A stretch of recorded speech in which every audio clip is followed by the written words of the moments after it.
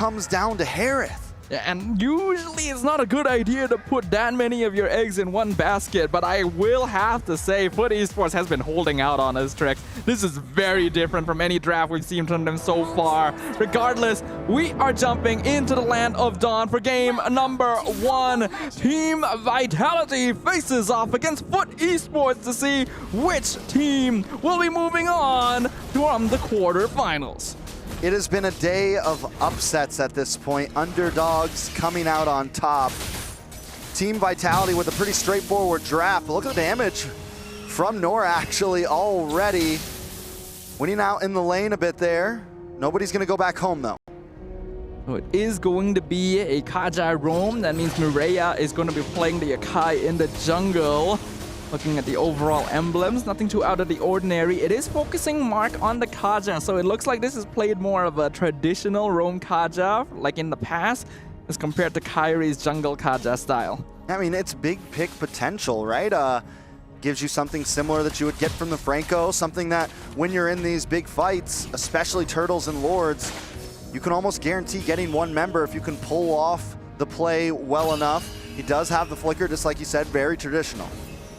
Very traditional. I'm honestly excited. It's been such a long time since I've seen a classic Kaja roam, but there's also a reason for that. You would typically go for something like a Cho instead if you wanted to prioritize heavy single target pickoff. And I understand that suppression is generally going to be stronger and a little bit easier to work with when you have heroes like Claude and Lancelot around. But if you don't find the right target, it becomes kind of hard to work with. Well, I think the good thing about the Kaja though, ooh, a little bit of damage. Petrify does land on Mireya. Heavy spin does come out. Three-man spin. A lot of damage coming in. The perfect pin. Vivial forced to run away. Might not be able to escape the flicker in from Nora. It's a double kill over to FUT Esports. What a way to debut your jungle Akai on the MWI stage. 3 members of Team Vitality. Oh, hold on. Oh, nice response on Amiko there. But now Fumi Echo as well, taking a lot of damage. FUT Esports will be able to get the turtle, but by losing their gold laner, giving a small advantage over to Shell up in the top lane. Yeah, it's not ideal because Hardiv should be able to win lane in a 1v1 situation, but I'm still shell-shocked by that first play. A 3-man heavy spin pin before the 2-minute mark is unheard of. Means that Team Vitality does have to give a little bit of respect over. FUT Esports has already shown that they know how to respond to highly aggressive early game teams. All right, so you were mentioning the Kaja earlier, how we haven't seen it in a while, and why not go for something like the Cho? I think one thing you do get from the Kaja is you don't only get pickoff pressure, but you get great peel with the Kaja. You keep that defense because he doesn't have to go in. To whereas the Cho, you're not really going to sit and hang around with your team, You can't really protect your back line, but if Nora needs to switch gears and just sit around Miko and wait for Vival to come in, she has that option. So you get kind of this double face from the side of Nora. It's not maybe as good at getting the pickoffs, but at least it supplies 2 options. Ooh, but there is actually a niche interaction. Kadita was recently changed so that she's CC immune during a lot of her animations. Suppression bypasses that. So it's one of the few heroes that cancels the combo coming out of Cine. So you just yank her out of the water is what you're saying. Yeah, basically. You literally grab the fishing pole it's a fishing and line. yoink her out. I like that. That was a very good change up for Mooten. Definitely a vibe. Back onto the map though, 30 seconds till the turtle comes in.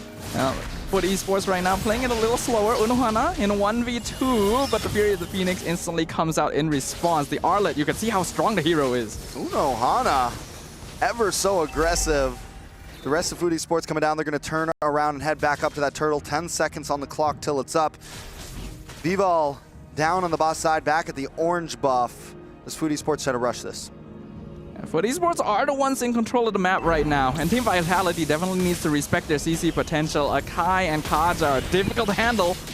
lot of damage on Nora. Nora maybe goes too deep, able to get some health back with that skill too. Nice final slash does lock on. Turtle falls over the side of Mireya. Big pin, heavy spin. Echo brought back along with Vivian. A lot of damage coming down. Vivian drops Miko, able to get the kill. Cine in a little bit of trouble as well with the rough waves, able to get back, but look at the damage! A double kill for Shell.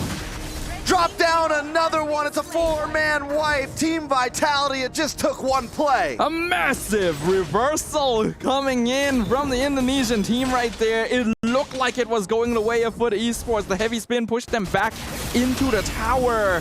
But then FUT stayed for just a little bit too long, and this is where the damage questions came out. Once the Zaman Force expired, it was free going.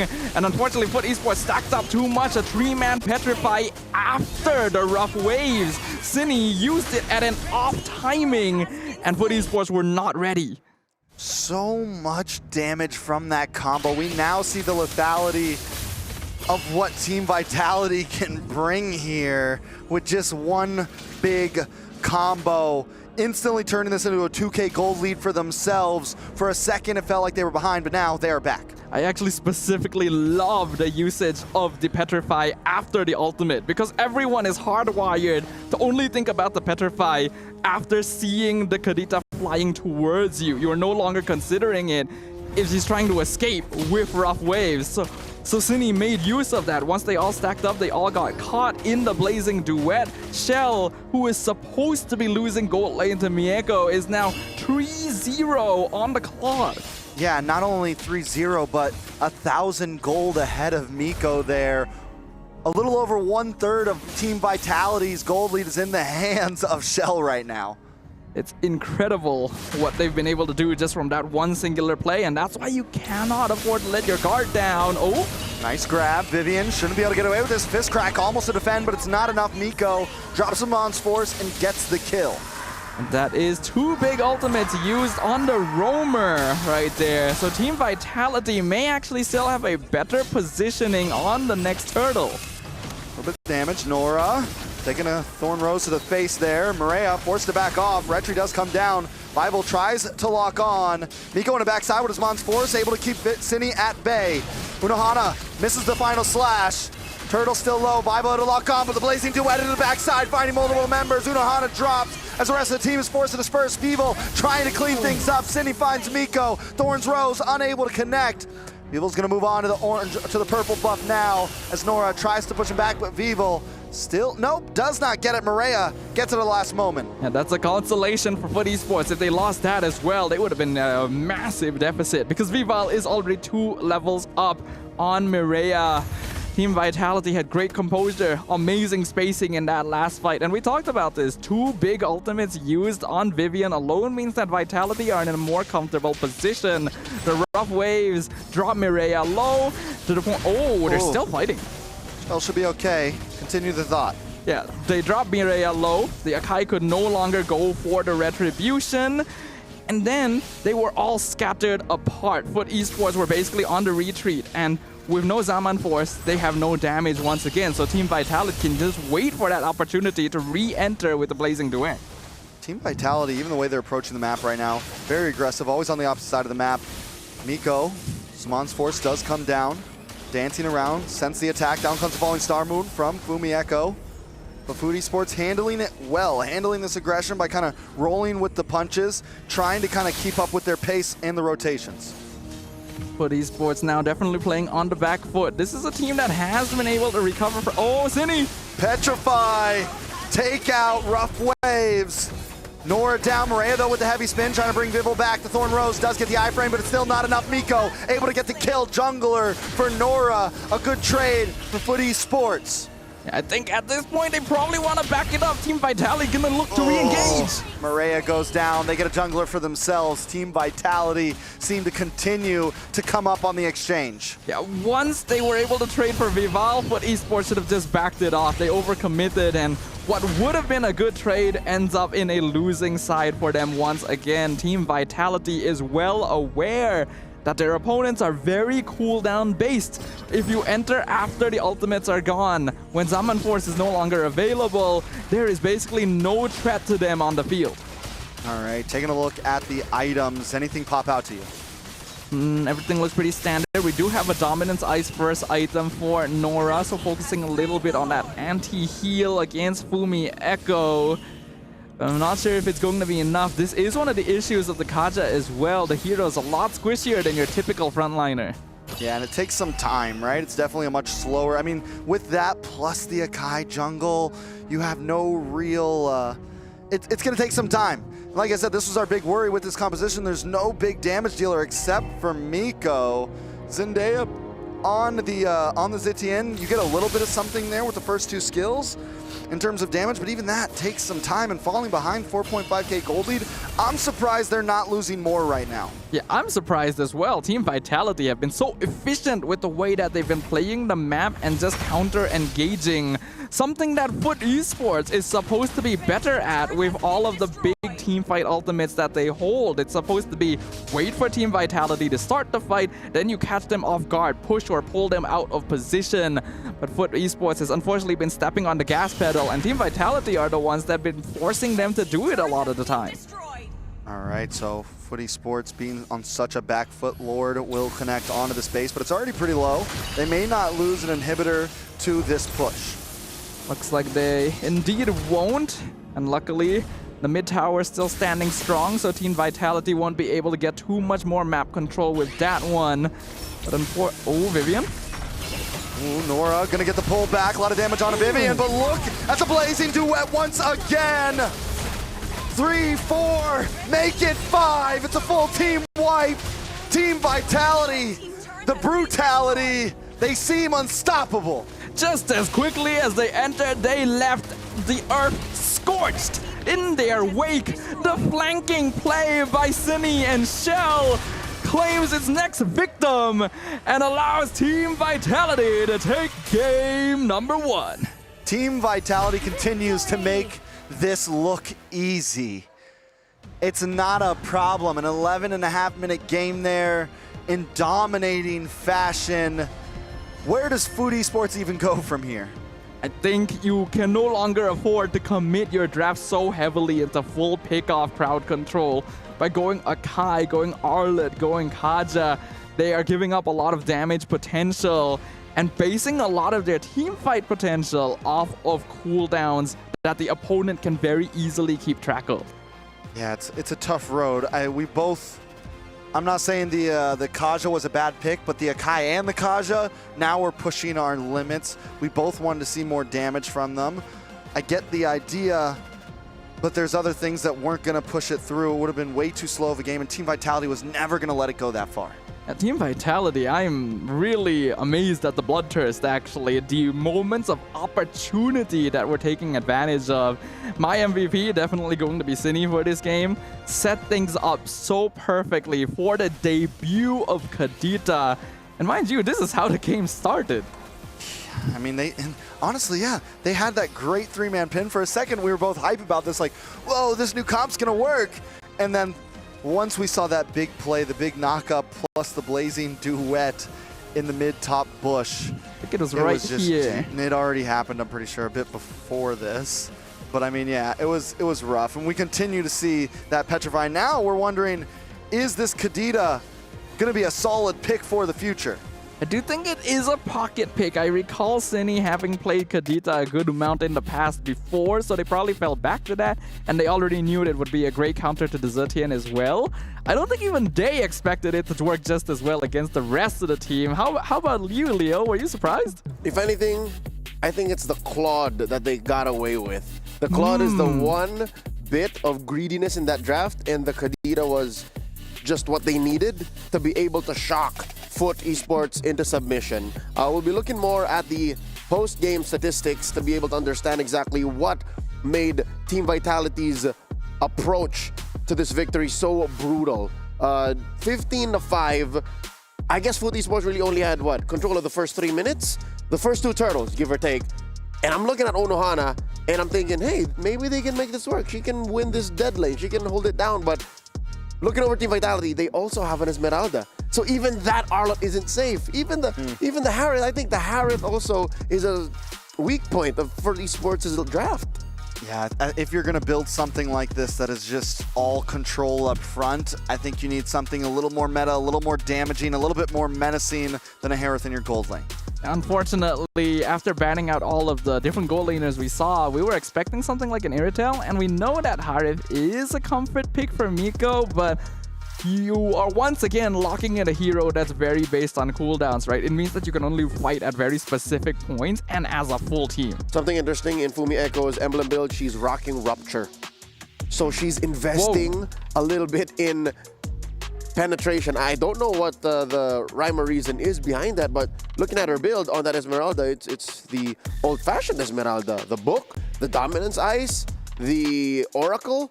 So I guess it really is just the put a nail in the coffin once she does find the Harith, once she finds the Arlet. Hell, when she finds the Akai makes shields. That is true. Honestly, looking at the composition from Team Vitality, it's like we've traveled back in time a little bit, right? We have the classic Claude, the Kadita, the Esmeralda with the old build. The Badang is just the 2025 flavor. Yeah. And Vivian plays it so well. This is the mother of tanks in action. She's graced us with her presence here in Stream B. I think Vivian did actually have a little bit of difficulty initially since she was getting picked off, but then lock it into the mid game. I feel like we have some players on here that are also existing in the past, so they've even affected the graphics itself. That's how good Team Vitality is. We'll skip that over and sweep it under the rug. Here's a look at the damage allocation alongside damage taken. And you see that Mireia took so much. Mireia took so much, she tanked a lot, but she shouldn't be. The reason why you pick the Akai is so that you can neutralize your opponent's front line. You can neutralize key targets. She just took too much damage, and it led to her heavy spin being used more defensively.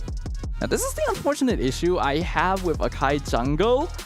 It is putting a hero that needs to do something in a role that needs to do something else. Because you need to be standing there getting the retries, but you're also the person setting up the fight, getting the pins. It is a lot of responsibility for a single person. It's too much to expect a singular panda to do, despite it, having kung fu training worth centuries put into her. Shell, though, leading in damage. Look at that, 39,000.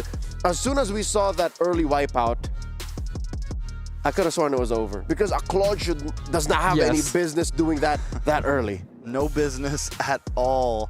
I mean, you could chalk it up to the fact they were just all able to combo so well. I think it just goes to show how in sync Team Vitality is after the years of playing together. They've been doing this for almost half a decade. It's just another day for them. It's another Friday. Turkey, it's nice that you debuted, but this is their year. Team Vitality. Look at the gold distribution between these XP laners. Fumi Echo versus Uno Hana.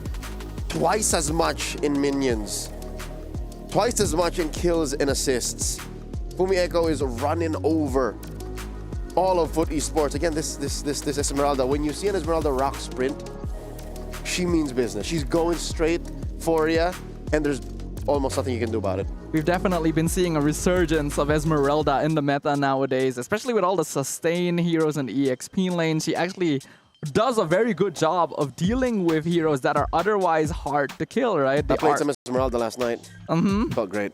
It does. I play a lot of Esmeralda too, and it's actually pretty annoying how well she deals with some of these heroes. Even heroes like Lapu Lapu, who would typically be quite universal, actually end up losing the lane. And I think that's exactly why they picked her and gave her the Rupture, right? They wanted EXP lane prio. It takes a very specific kind of killer instinct to make an Esmeralda this lethal, and so quickly too, alongside a lineup that has a Kadira, a Claude, and of course, that Lancelot. Again, the Lancelot just helped close up the gaps in that lineup. And yep, there it is. It's a tag team between Vival and Shell, just cleaning house. They were stealing each other's kills, like who would walk away with a triple with the Maniac. And after that second turtle, I think that was it. The map was cracked wide open. FUT Esports were left gassed. I mean, even here, at 7 minutes, a Claude doesn't have that much business doing what that Claude is doing. Oh, look at this. Oh, this one. Lord, every time. And this is what I meant. It's the synergy, man. That's what's able to push these heroes to their limits right here. Unfortunately, as powerful as Divine Judgment could be with that suppression, it's still very difficult to actually get someone a sizable enough distance for it to matter, right? So because of that, they have to commit not just the Divine Judgment, but also usually like the Final Slash or the Heavy Spin on top of it. Yeah, the question is, what do you do if best case scenario, you do find someone, a key target with the divine judgment. That's why you usually see combos like Kadira, or rather Kaja Beatrix, Kaja Carry. Like these are your creme de la creme combos for this pickoff hero. Here, it was paired with an Arlott, paired with a Zetian, paired with a Harriet. Like maybe there could have been a better composition that Coach Asmo employed to give his girls a better shot at upsetting Team Vitality. Now we're prepping up for game number 2. What exactly will FUT Esports do? Because it's all on them, honestly. Like 99% of this, the question falls on them because Vitality can just continue doing the same thing. They can just keep playing the way they do and knowing how deep their hero pool goes. Again, you mentioned they've been doing this for close to forever. They can dig back as deep as meta games from 2021, 2022. And they've already shown it, right? They brought your heroes out, builds out that haven't been seen in a little bit. Another very successful debut as well. A lot of these girls are bringing in heroes that you typically wouldn't consider and making them work in the precise moments. I think that while FUT Esports did try to do the same thing, there are certain limits to how much you can experiment. I would say it's limitless. They are limitless. They're all limitless, and that's what it seems like it's been. Every time we think that, okay, that's enough. Okay, no more new heroes. Okay, this isn't gonna work. Somehow another team makes some new hero work, like the Ketiga here. Yes, the Kaja and the Akai maybe didn't work well, but still something on the other side was able to prove the point that the meta is wide and the girls are taking full advantage of it. Gentlemen, because of that best of 3 that went all the way between Onyx Partiwi and Terror Queens, we now know that Zask is a known element. Zask is real. What he brings to the table is legit.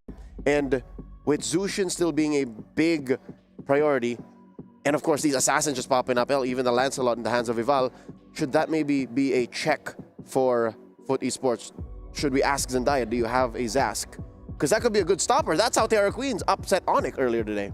It is a good stopper, but it's also a hero that's meant for a slightly more scattered gameplay because you get good zone control, but the hero itself doesn't really do a lot of damage until you have some items later on, and even then it's slow, right? And very weak against high mobility compositions. You only really pick it up if you're for sure knowing you need a hero that can protect itself in the mid lane. With that said, we no longer have to speculate. We'll just watch the draft unfold. FUT Esports on the play. Team Vitality answering back. Snafa and Trex. Let's put this thing on lock. Let's put it on lock indeed. Because right now, Team Vitality is holding the lock and key to this series. FUT Esports and needs a win here if they want to bring us to a game number 3 and keep themselves in the competition. Taking a look at the bans, Uranus, Farza, Wanwan, nothing too different. This time FUT Esports will take the blue side, first pick up front. And something is definitely going to have to shake. Something is definitely going to have to change. Badang first pick ended up working pretty well for Vitality previously. They're going to be on red side now, but before this, I don't feel like FUT Esports really had the habit of picking Badang particularly early either. So that could be a possible pickup. Yeah, but I mean, the Badang has been a popular first blue side pick for a whole lot of teams, especially with the Gatak gone. That normally has been the secondary roam for a lot of teams. And it's been winning out, and I think for a good reason. It's just right now the Badang is so capable, and even early on, because even without the fist crack, you get the wall up and everything, and you're able to still trap heroes up. You're able to win out of that mid lane, maybe even secure some early game kills for your team. It's just an aggressive roamer from level 1 forward. But it does also still lose the more aggressive divers, right? That's what we saw in the previous game from Terror Queens. The Hilda Khalid combo completely messed with Badang's ability to create any sort of space early on.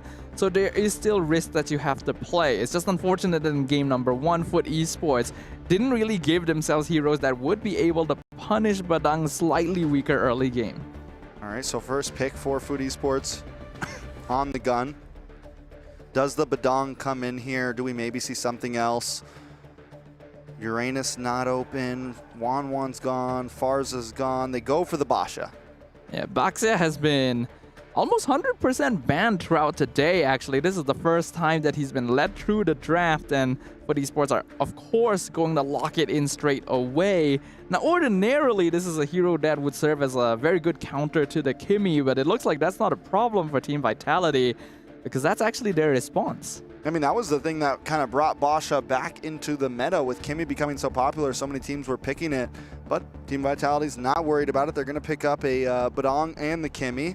And I guess with the that was, I feel like when Basha first came back, he was much more in the roam position. Right now, with him being much more in the jungle position, it's a slightly different story, but we've also been seeing tons of teams flex him over to the roam last minute. Yeah, that's why a first pick Baxia is just so effective in the first place, right? That flexibility is why teams prioritize him. Now, the Kimi is actually a fairly safe pick still, because with Farsa already banned out, there's actually very few mages that can match that level 1 wave clear. So in this way, Team Vitality makes up a little bit for Badang's weaker level 1. They say we don't care about the mage. We're going straight for Lancelot and the Aerithil. Taking a much more aggressive approach to this draft. They do slot the Badong into the roam position, so it is something that can help deal with the Kimi now. It can stay around that Kimi now all throughout the early game. Yeah, definitely. Lancelot Aerithil going to pop up for FUT. Aerithil was surprisingly ignored throughout the entirety of last game, so it's nice to see her getting prioritized this time, but every other gold laner is also going to be open. The only ban on it currently is that 1-1. So it's up to Team Vitality to decide, do we want to lock in our gold laner now or risk having multiple marksmen banned out in the second phase? And it looks like the former is going to be their choice. The Moskov going to make his appearance. Moskov coming out. Bans, both teams looking for an EXP laner at this point, and both teams looking for a... No. Mage for the side of FUT, and Vitality still need their jungler. The Hayabusa seems to have been falling. At least today, we haven't seen it as much. GG played it a little bit earlier, but a lot of teams have been favoring the Lancelot. A lot of teams have been favoring other choices for damage dealers. We've seen the Suyo pop up. So my question is, do we think Vitality is going to go into something more on the damage side here? They would already have a pretty solid amount of damage with Kimi and Moskov. Double marksman. Yeah, the flexibility is actually there.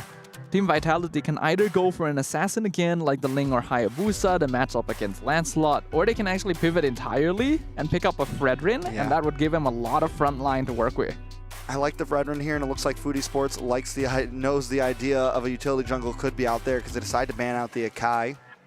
Big chance we could see that Fredrin ban from them actually, especially since they already took the Basha. Akai's gone. If you ban out the Fredrin, you don't leave many other opportunities for utility jungle except for like the Xborg that we've seen a few times, but it's been very 50-50, maybe even 40-60 or so. With Lancelot and Aerithil already on the opposite side, Xborg jungle is highly unlikely, so I don't think you need to ban it, but the Zask ban is very interesting. We literally talked about this right before. Leo's sending messages over there, man. He's very happy. He's got flies on the walls in those player rooms right now. He knows what's coming. Good call for Leo. I would have never thought of that.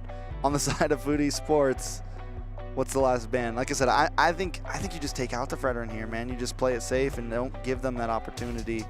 Arlot, though. To be honest, though, banning out the Zask here isn't something I would consider very necessary, so it means that there's something they're locking in after this might be countered by the Zask, and it makes me think that Team Vitality might want to go for a second game of Kadita. Second game of Kadita? It's not as good. I mean, no, but it can still work. It can at least, it's definitely much harder to catch the Lancelot, but it can catch the Aerithil still. Could catch things like that. I think the Joy's also still open. If they want to go full damage here on the side of Vitality, if they want to go for something of that nature, we'll see. Or you mean, wait. Do you mean Kadita on the side of FUT? No, Kadita on Vitality. No, where are they going to put the Kimi? Oh, right. Yeah, you're gonna, they do the pick end up the of a Fredrin. day. At this point, though, FUT could pick up the Kadita. Would be a decent answer against the Fredrin. Even be able to kind of outrange the Kimi. could be something that they steal out of the notebook of Vitality right here and now. It's possible. And with 2 marksmen, there would be pretty good targets for it as well. But we just saw the Khadija debut in the previous game. We don't know if Zendaya's gonna have the hero in her pool in the first place. But multiple artillery mages have already been taken out of the field. Zetian is still open, but going to be particularly vulnerable to double marksmen, especially Moskov. Yeah, they go for the glue in the EXP lane, and they go for the Lilia. This is another hero that has been 50-50. We've seen it lose a few times. Was another hero that was picked up by GG early today, able to get the win. So it has been hit or miss, but against the Fredrin, against short-range marksmen, against something like the Badang, it does kind of work a little. What she suffers against is the long-range heroes, and everything that Vitality's bringing where they want to be grouped up like this, the Lilia could take advantage of. Yeah, and Lilia is a traditional counter to the Fredrin. Does love playing against those slower frontline heroes. But it's going to become very easy one-shot material once Moskov has some items. So this means FUT needs to be in control of the game towards the early to mid phases because they definitely lose out on late game scaling. Okay, and they pick up the CC though, something that can at least rotate and catch up with the glue. How you feeling about the drafts? I think Vitality's draft is very honest. It's very straightforward, front to back with a little bit of dive potential on the CC. FUT has bigger conditions to meet, which is once again, you gotta win out early to mid game, or at the very least, make sure you're not behind in farm. Otherwise, you will just straight up lose late game to Moskov Kimmy. All right, well, we will see. I definitely agree that Vitality's draft is very honest. But this time, it seems like FUT Esports is pulling a couple pages out of the old meta book with the Lilia. And even though their draft isn't exactly full current meta, it still seems a little on the honest side. There is a pretty clear objective on what needs to be done. But it is match point for Team Vitality. One more win to take them to the top 4. FUT Esports on the ropes, trying to tie the game. The Turkish representatives have surprised and caught us by our toes this entire tournament. But it feels like they may have met their match in one of the most experienced teams in the women's MLBB ecosystem. Now might be the final opportunity they have to show us what they have learned in their first foray to the international stage. Looking at the overall emblem setups, we're already seeing very offensive choices coming in from Team Vitality. 3 quantum charges and 2 impure rages, including on the CC. Yeah, I mean, it's definitely aggressive. Team Vitality, I'm trying to think, you know, early game, mid game, late game, first turtle with both teams. I mean, with the Lancelot, it's going to be a slightly quicker jungle clear most likely, but I still always like the Fredrin in the turtle pit. But also the Lancelot, once you get that level 4, Phantom Execution is a great way to steal away turtles, a great way to steal away lords. You don't have to hang in the pit to be able to get a neutral objective. But it's also going to be difficult to try and contest those against a well-played Appraiser's Wrath. It is going to come down to a bit of a 50-50 how well both these teams are actually able to set up the Lord pits. And for now, I do think that FUT Esports has the slight advantage since they are playing multiple late game scalers. Evil comes up, gives a little face check to Unohana up there. Unohana feeling a bit of pressure. Turtle will pop up on the top side, and you can tell that both teams are ready for it. Nora gonna be the first one to start bringing it over to their side. Vival gonna show herself as well. Neither jungler is level 5 yet, still waiting for their buffs to spawn. Nora taking a little bit of damage there. Gonna get knocked up. Appraiser's Wrath comes down. First blood over to the side of Team Vitality. At this point, FUT Esports might not even want to go for this, but watch Maria looking for an angle, maybe looking for a way in, but Vivian's got her number and is gonna send Maria away. Losing your roamer, especially a Baxia this early in the game, is basically a guaranteed lost turtle. Now we can see Nora just trying to provide assistance elsewhere on the map. The fact that she died there as well means that she does not have access to level 4. So Team Vitality already holding on to a bit of that early lead that FUT Esports needed to avoid at all costs. Look at Vivian, man, just being the nuisance right now. Face checking Maria non-stop. It's going to be a problem if Team Vitality keeps up this type of pressure. Even Cine rotating up, getting involved in these fight. Maria now trying to dash through, gets hit by the first crack and taken out. Cine able to get the kill. It's a rough start for FUT Esports. That felt a little bit unnecessary. Mireia knew there were multiple people there, saw Vivian right in front of her, and still decided to try and challenge it. If she did iframe the fist break correctly, then sure, it would have been fine. But what would you get in return, right? It is a high-risk, no real reward situation. Uh-oh, next target locked on. Nora getting taunted, getting taken out. Vival with another hit with that Appraiser's Wrath. That's 2 kills in the book onto Nora. Team Vitality really does like bringing up past victories because that was a very much deja vu kind of situation. The Appraiser's Wrath smooshing Nora into the ground, and that means 2 deaths on the Baxia in the first 4 minutes. This is one of the tankiest early game heroes in the game. And it shows how well Team Vitality have been rotating, despite the fact that they really shouldn't have this much map control yet. Yeah, it feels like Team Vitality, the blood's in the water, man. They smell it. They know that, I think they're playing like they just know they're better.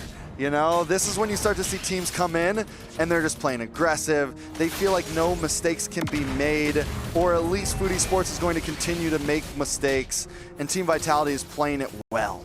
And Team Vitality is already invading jungle, stealing buffs away. FUT Esports are not able to respond in kind. I think after witnessing their past rivals being dispatched so unceremoniously, Team Vitality is not pulling any punches. They're not taking any chances against FUT Esports. So FUT Esports needs to rewire very quickly. Pop the reset. Uh-oh, over in the bot side. Thorn Rose does come out. Maria almost caught off. No, the flicker through! Definitely worth it. Definitely value. Vivian's gonna be very happy with that one. FUT Esports going to try and trade for a bottom tier 1 instead, but Mieko takes it pretty slowly, and the curtain call locks them both down. Man, Shell, maybe in a bad spot. Nora, Miko trying to pick up where FUT Esports has lost. Down to the boss side, even more action as well, though.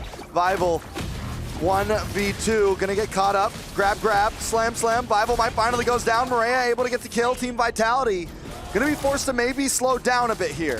Finally overstepping. Ooh. Shell 1 shot away from death. Lucky that there were no more minions. But Team Vitality is not letting up the pressure. Another fist crack onto Maria. When will Vivian stop the heavy crossbow? Oh. Down comes the SOD long range. 100-yard field goal for Shell. Unohana might just be the next to drop. Team Vitality knocking them down 1 by 1. All the way from the other side of the land of Dawn, Shell finds the snipe right through the heart of FUT Esports. And we just see multiple skirmishes happening all across the map. Even though Vival got punished for diving behind the top tier 2, it did not matter to the rest of our team. They are still finding opportunities to create as much space as possible. You can see in the itemization, first items already completed across the board for Team Vitality. Fumi Echo and Shell and Cine both at their second, actually. Almost everyone on the side of Team Vitality has a minimum of a 500 gold lead over their opposing laner. Team Vitality just feels good right now, and we're only just getting a third turtle, and the lead is getting already out of control. Out of control is honestly an understatement. We already set this up in the draft. If FUT Esports falls behind in the early to mid game, they are not keeping up with the scaling of Team Vitality. And the gap is already so massive that they're not able to get anywhere close to the turtle pit. Not to mention, the best thing they can trade for it is that bottom tier 1. Yeah, that's first tower of the game for FUT Esports. And at this point, the trade, yeah, it's helpful. It's something. They have at least put a standstill to the gold lead. It stopped. It's been at around this 4.3 to 4.5 mark for the past 2 minutes or so, which is good. They're You know, they got the tourniquet on right now. They're trying to stop the bleeding as much as possible. But how do you stop the bleeding when even more wounds keep showing up? FUT Esports just has to try and slow it down. We see a flank attempt. Nora from around the back, the slam as well, onto Echo. Fist crack does luck on his name, but the black shoes pop. Down comes the SOD. Does not commit through though. Maria there as well, trying to get to the back line. No members of Team Vitality will go down, but a nice stun is not connected by Unohana, but at least the disengage happens. But all this while, it is a 5v4 situation. Shell is actually pushing the bot lane, nearly taking out the tier 2 tower. That is the situation that FUT Esports finds themselves in. They are able to so comfortably just walk into FUT Esports as half of the map because they have so much to work around. You can see the difference in gold. You can see the difference in EXP. Man, at this... Oh, Vivian! no! Once again, the fist crack connects. Unohana shredded down. No orange buff for FUT Esports. I mean, they're not even fighting for turtles or lords right now. They're just trying to get their own jungle. Even their own jungle is difficult. It's like having to walk a mile to the nearest store. And Team Vitality purposefully extending the road. Black shoes from Zendaya. Bival tries to come around the back. Maria there as well with the punctures through. Knows that they can't take the fight. I will say FUT Esports is at least doing that well. They're using all these fights just to disengage, try to control waves, try to protect towers. They were able to get the first kill on Fumi Echo the entire game there. Team Vitality actually got a little bit too ahead of themselves and left the CC behind. But looking at the item, Shell already completed with the Trinity. Nico actually not too far behind. This Irritel could still be a saving grace for FUT, but that means that they need to protect their marksman. And Team Vitality is gonna generally be looking for her in every fight. Yeah, the way that this first Lord goes is gonna be huge. Even a Team Vitality most oh, Miko in a bad spot, pops a heavy crossbow. Ouch. Still goes down. Shell might get targeted down by Nora. Can Nora and Unohana maybe get something here? Shell looking for the outplay. It's 2v1, bashes him against the wall, in comes Zendaya. Shell still hanging on, but finally gets shut down by Zendaya.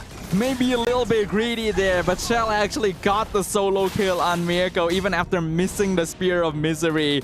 And all of that is space created for Team Vitality to also get the Lord. It's not really worth it to lose your goal laner for that, but Vitality is so far ahead that those are acceptable losses. It barely makes a dent in their overall economy. And Lord does go over to the side of Team Vitality, and it's going to be coming down right about now with this wave coming out of their base. I think if FUT Esports cannot lose an inhibitor here, like a major base tower, then it increases their chances a little bit. That's a tall order though, Trex. I'm not sure if they're going to be able to do that. They're not particularly well suited for base defense in the first place. With the, you'd be surprised, the Lilia, you set down, I mean, if she plays it right, the goal with the Lilia is you set down multiple glooms. She's kind of doing that now, maybe a little bit too early. You're supposed to do it before the Lord comes. You set them all down. You got about 5 sitting there, and the moment Lord walks over, you pop them. And it does an amazing amount of damage. It's not too bad for a siege defense if they can pull something off here. But Zendaya is already so behind on gold. I'm not too sure if it's enough, and Vivian's already here to stop her. And she misses all the glooms right there. Lord does come in onto the base. The rest of Team Vitality follows right behind. Lord now onto the base. Match point for Team Vitality. Does get shredded down. Moraine to the backside, able to puncture through. Keep Vitality at bay. They're cutting lane though, waiting for the next wave to come down the mid. Vitality keeping it standard. There definitely could have been an argument to just shove their way in and try to muscle to the finish, but they know what is at stake. A victory here would be a clean path into the semifinals. They don't want to lose that. Maria with the puncture once again, but a fist crack connects. Immortality does pop onto Vivian. Damage onto Nora. Nora drops Miko. Will be the next to fall stunned, taunted. Appraises Rat down. Immobilized on Unohana. It's nothing but Zendaya left. No black shoes. No more lives. Team Vitality will take the game and go to the top 4. The series is claimed by the favorites. The underdogs, unfortunately,